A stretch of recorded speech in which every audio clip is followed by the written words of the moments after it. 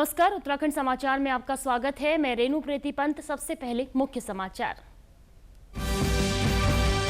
Monsoon के बाद प्रदेश में निर्माण कार्यों में आएगी तेजी। मुख्यमंत्री पुष्कर सिंह धामी ने उच्च स्तरीय बैठक में अधिकारियों को दिए निर्देश, कहा लापरवाही नहीं की जाएगी बर्दाश्त।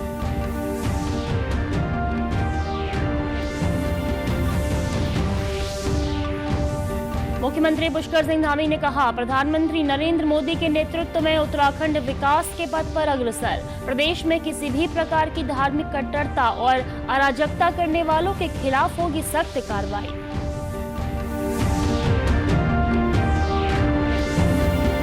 और प्रदेश में स्वस्थ नारी सशक्त परिवार अभियान के तहत अब तक प्रदेश में 17,803 स्वास्थ्य शिविरों का हुआ आयोजन। 10,40,000 से अधिक लोगों की हुई स्क्रीनिंग।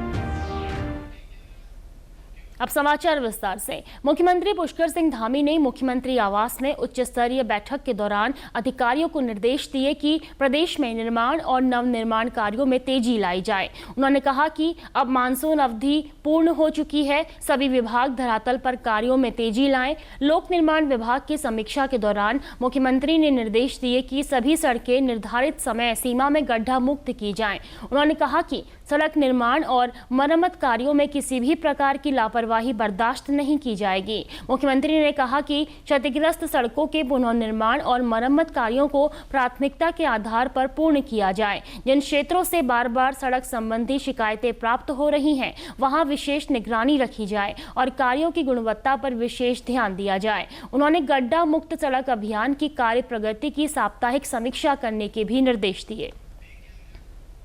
देहरादून जिले के पटेल नगर क्षेत्र में देर रात को समुदाय विशेष के लोगों ने एकत्र होकर हाईवे जाम कर जुलूस प्रदर्शन किया है, जिसकी सूचना मिलते ही पुलिस ने तत्काल भीड़ को तितर-बितर करने का काम किया। इसके साथ ही एक व्यक्ति की गिरफ्तारी की गई है। वहीं पूरे घटनाक्रम को लेकर मुख्यमंत्री पुष्कर सिंह धामी का कहना है कि प्रधानमंत्री नरेंद्र मोदी के नेतृत्व में हमारा प्रदेश निरंतर विकास के पथ पर अग्रसर है। प्रदेश में किसी भी प्रकार की धार्मिक कट्टरता और अराजकता बर्दाश्त नहीं की जाएगी। वहीं देहरादून के पटेल नगर में अराजकता फैलाकर प्रदेश का माहौल खराब करने वाले तत्वों के विरुद्ध सख्त कार्रवाई की गई है।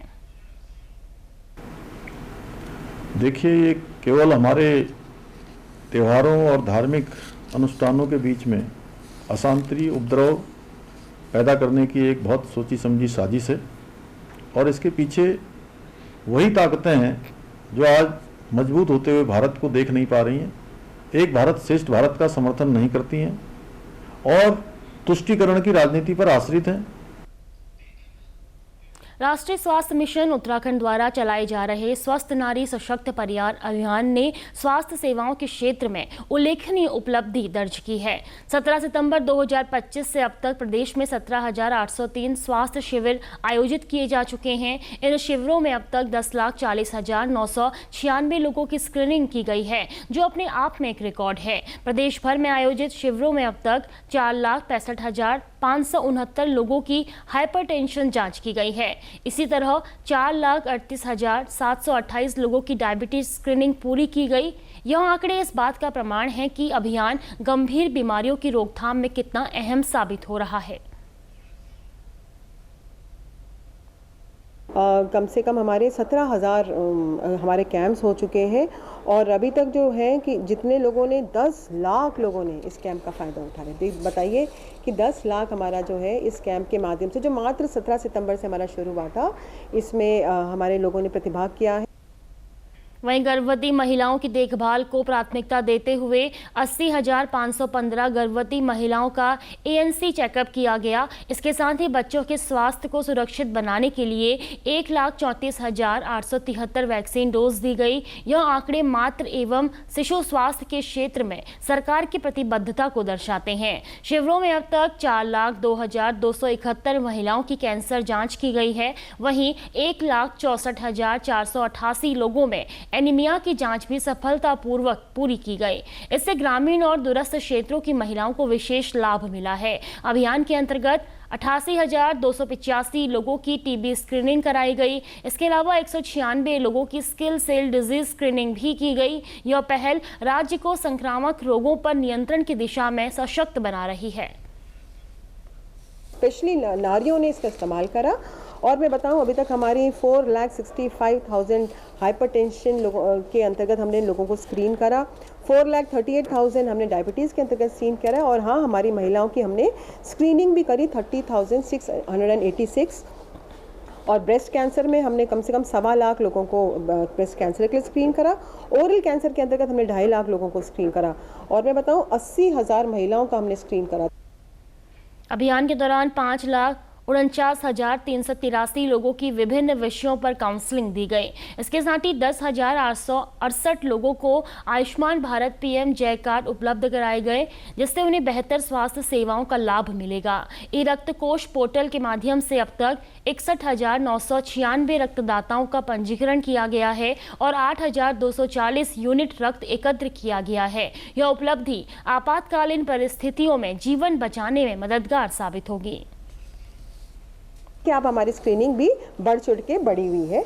ब्लड डोनेशन भी हमने करा, क्योंकि आपको पता है आने वाले समय में कभी किसी की सर्जरी हो रही है, कोई एक्सीडेंट्स हो रहे हैं, ट्रैफिक एक्सीडेंट्स होते हैं, खून की ज़रूरत होती है, तो हमने ज़्यादा से ज़्यादा ब्लड के लिए लोगों को रजिस्टर करा। ज़्यादा खून हमने डोनेशन नहीं लिया है, क्योंकि कहीं ना कहीं फिर हमें मेंटेन भी करना बहुत ज़रूरी है। तो कम से कम हमने 62,000 हमने लोगों को ब्लड डोनेशन के अंतर्गत ब्लड डोनर्स को रजिस्टर करा है, और अभी तक मैं बताऊं 8,240 हमने ब्लड डोनेशन कर चुके हैं।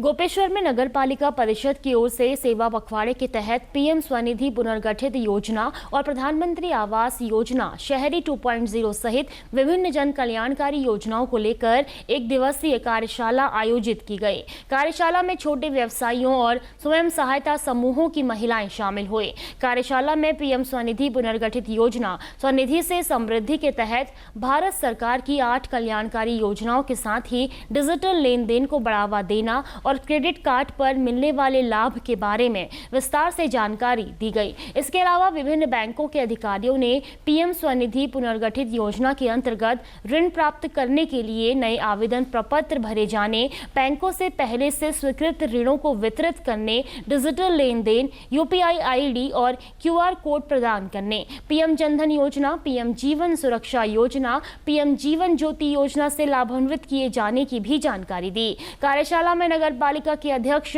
संदीप रावत ने कार्यशाला में आए लोगों से योजनाओं का लाभ उठाने और प्रचार प्रसार करने को कहा।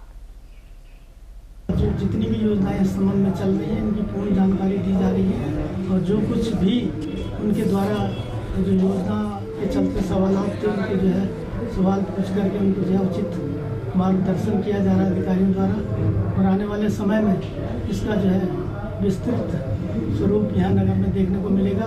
और वहीं कार्यशाला में आए लाभार्थियों ने कहा कि प्रधानमंत्री स्वनिधि योजना उनके लिए वरदान साबित हुई है।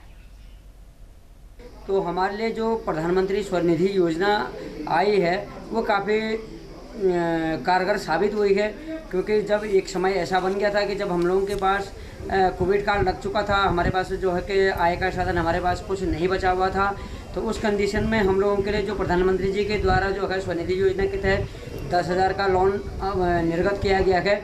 तो उसके तहत हमने हमारी जो धनराशि हमारे पास ख़त्म हो चुकी थी, तो उस लोन के माध्यम से हम अपने व्यापार को फिर नए सिरे से उसको सुचारू करने में काफ़ी इसमें कारगर साबित हुआ। स्वनिधि से मैंने 2 बार लोन लिया। फर्स्ट बार मैंने गायों के लिए लिया था, दूसरी बार मैंने मुर्गों के लिए लिया। मैं मुर्गी पालन भी करती हूँ। मैं प्रधानमंत्री जी का बहुत बहुत धन्यवाद करती हूँ। इससे आगे अपना व्यवसाय आगे बढ़ाना भी चाहती हूँ। उत्तराखंड के पर्यावरणविद विनोद प्रसाद जुगलान ने न्यूयॉर्क में आयोजित यूनाइटेड नेशन क्लाइमेट वीक में भारत का मान बढ़ाया है। उन्हें क्लाइमेट एक्शन लीडरशिप अवार्ड से सम्मानित किया गया। पर्यावरणविद विनोद जुगलान ने कहा, जलवायु परिवर्तन से उपजने वाली आपदाएं भविष्य की सबसे बड़ी चुनौती हैं। इनसे निपटने के लिए सामूहिक जनचेतना ही सबसे बड़ा हथियार है। पहाड़ों का विकास तभी संभव है जब योजनाएं पर्यावरण के अनुकूल हों और उनके क्रियान्वयन से पहले पर्यावरणीय अध्ययन किया जाए। भी योजना अगर हमारे पहाड़ के लिए बनती है, मेरा आप सभी लोगों से निवेदन है, पहाड़ के लिए जो हम विकास की नीतियां बना रहे हैं, उन योजनाओं के क्रियान्वयन से पहले उनका पर्यावरणीय अध्ययन किया जाना बहुत जरूरी है। और हम लोग जहाँ भी जाएं अपना परिवेश, अपना देश, अपना वेश ये याद रखें, क्योंकि जो हमारी परंपरागत हमारी जो शिक्षा थी वो खत्म हो रही है। आज हम लोग शिक्षा तो पा रहे हैं लेकिन हम वैल्यू एडेड शिक्षा नहीं मिल पा रही है, तो हम लोगों को शिक्षा के साथ वैल्यू एडेड शिक्षा का ध्यान रखना होगा।